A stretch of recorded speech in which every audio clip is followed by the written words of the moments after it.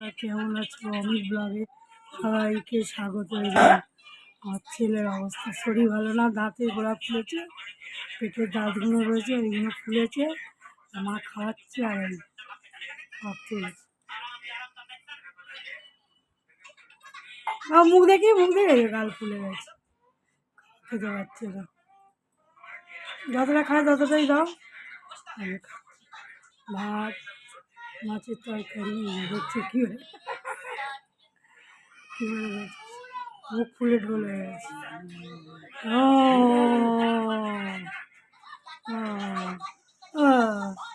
যতটা খায় ততটাই দেবে। হ্যাঁ, ভালো চেটু, ভালো চেটু, ভালো।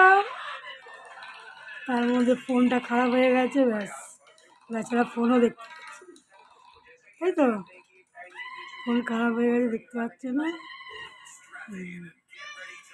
ব্যথা করছে, দাঁতের গোড়া ফুলে গেছে। বিছানা ভাত গলিয়ে দিয়েছি। কী হলো, কী হলো? কষ্ট হচ্ছে দেখি। এগালে ব্যথা, এগালে ব্যথা, এটা ব্যথা দেখি, দেখি ব্যথা।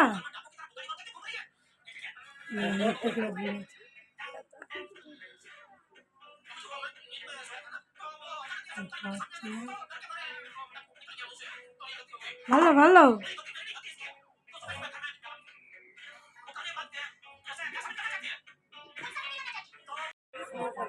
তৃণমূল কংগ্রেসের আমার সংগ্রামের সাথী এবং বন্ধুরা, আজকের আমরা এখানে সমবেত হয়েছি। আপনারা সকলেই জানেন যে লোকসভা নির্বাচন অনুষ্ঠিত হতে চলেছে আগামী।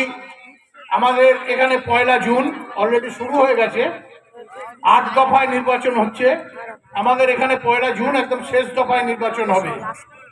তো সেই নির্বাচনকে সামনে রেখে আমাদের এখানকার যিনি প্রার্থী, আমাদের দলের মমতা বন্দ্যোপাধ্যায়ের আদর্শ এবং নীতিকে সামনে নিয়ে